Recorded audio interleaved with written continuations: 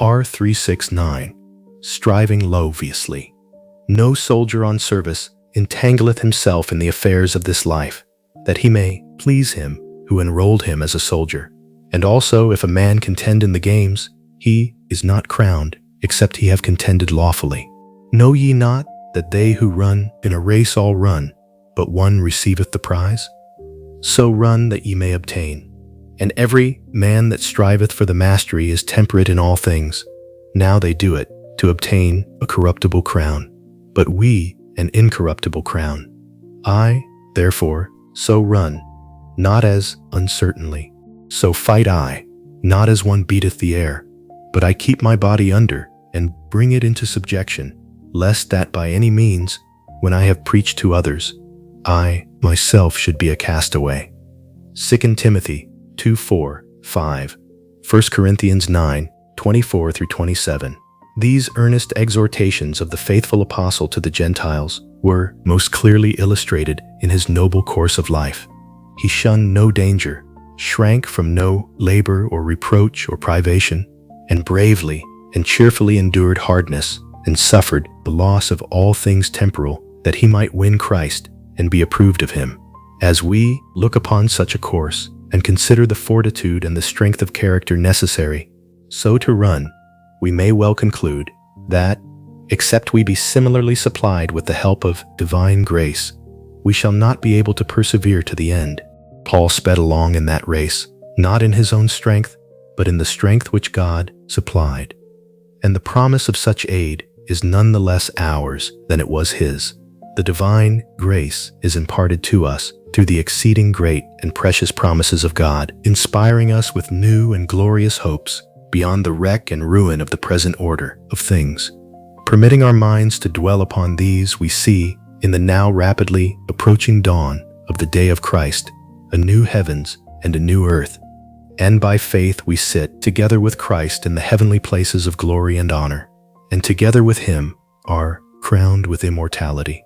By faith we see also the blessed privileges of such an exalted station and the divinely appointed work in which we will be engaged together with Christ.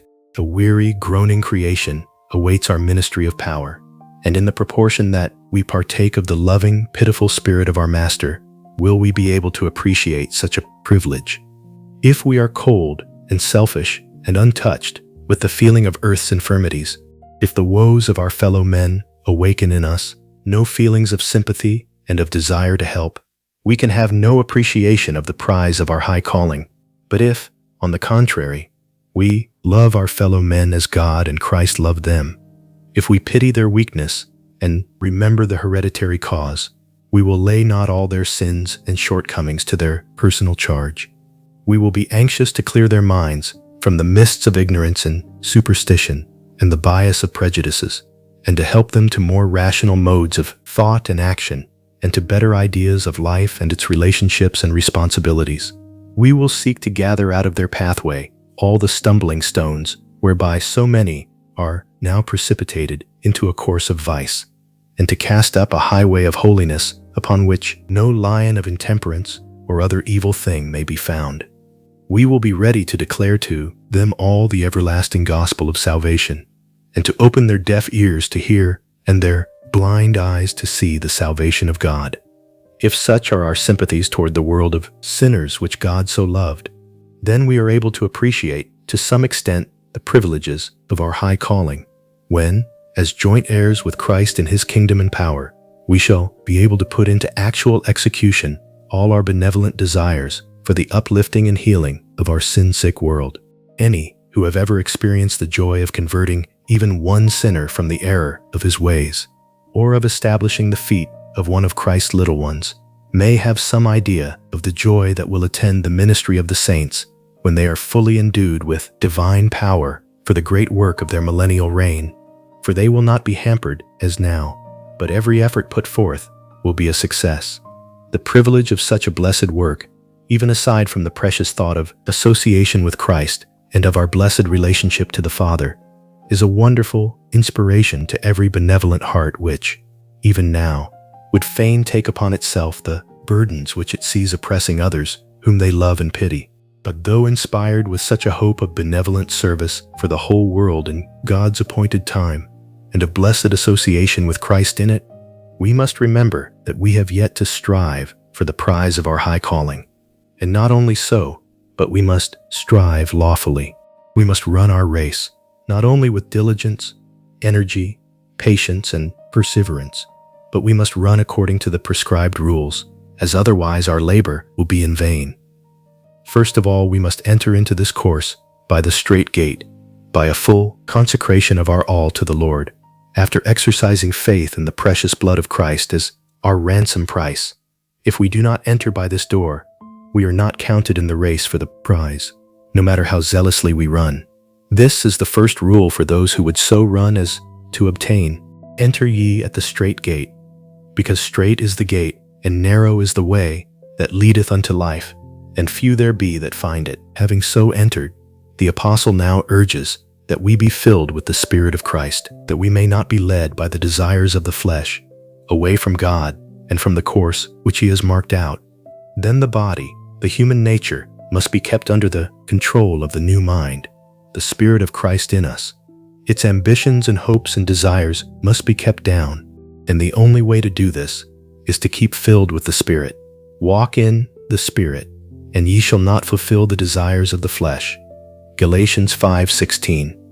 If we are filled with the Spirit, with the same mind that was in Jesus Christ, we will act from the same motives. It will be our meat and drink to do the Father's will. We will engage in his work because we love to do it, even aside from the inspiring prize at the end of our course. Christ was so full of sympathy with humanity, and so thoroughly of one mind with the Father, that he could not do otherwise than to devote his life to the good of others. Yet in all his labors, he strictly observed the divine plan. Though, like the Father, he loved the whole world, he did not go beyond Israel to bless the Gentiles with his ministry, because the appointed time for that work had not yet come. He observed God's times and seasons and methods. He never recklessly exposed his life, until from the prophets he recognized that his hour had come to be delivered into the hands of his enemies. He taught his disciples not to go into the way of the Gentiles until the due time, and then he sent them forth.